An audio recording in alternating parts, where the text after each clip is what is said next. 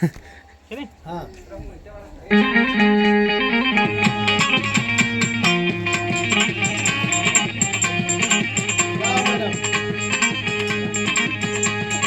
Follow करा।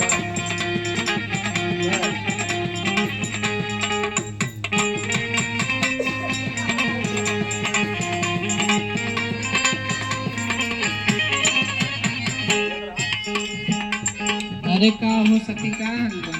अरे का बताई ये सखी ऐसा आदमी समाज दिया है ये ऐसन हो बतावत है। बतावा।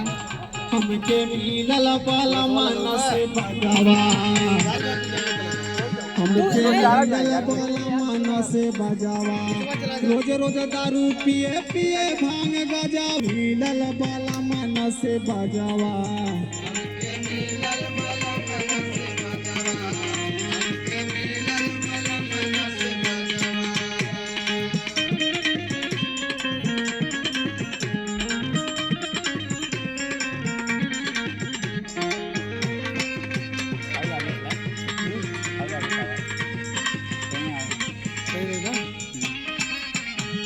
और ये सखी सुना, सुनावा ये सखी। ओकर आदत इतना खराब है। सुनावा। पी के आवेला त करेला लड़ाई,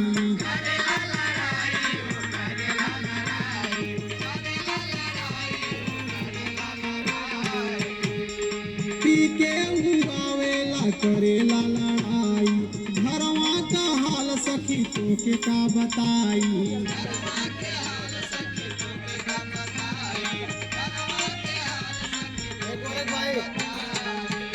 और सुनाए सखी कौनो काम उम ना करत हो, बतावा कैसे खर्चा चली।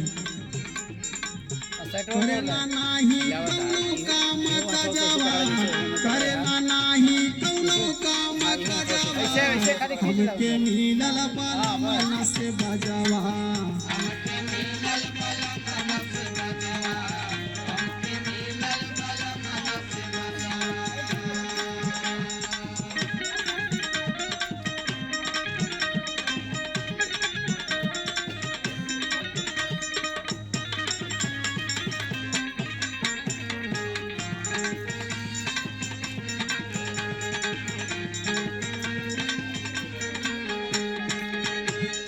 घरवा का बेच सखी लोटायो थाली,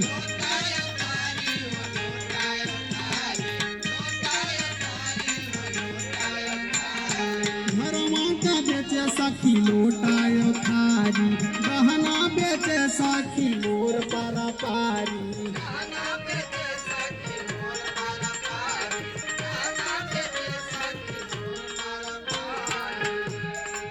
और सखी सुना, सुनावा। कर जाऊ लेता सखी दई के पाया जावा, कर जाऊ लेता सखी दई के पाया जावा, हमके मिलल बाला मन से बजावा।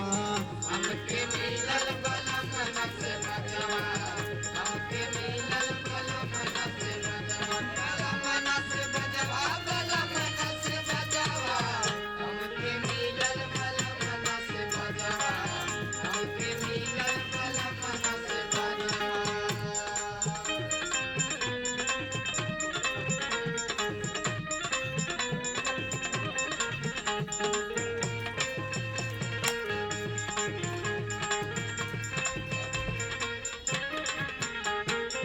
सुना है सखी, सुनावा। खाली ऊ लइका का बढ़ावे आबादी,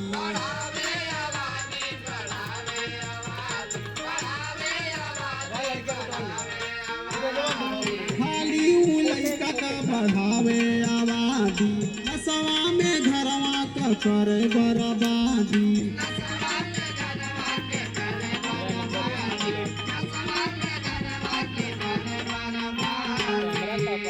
सुनाए सखी, सुनावा ये सखी। बब्बू हमार बहुत मजा लेता। बब्बू ना हाल बुझे गो रख ले मजावा, बब्बू ना हाल बुझे गो रख ले मजावा, हमके मिलल बाला मन से बजावा। हमके मिलल बाला मन से बजावा, हमके मिलल बाला मन से बजावा, हमके मिलल बाला मन से बजावा, हमके मिलल बाला मन से बजावा।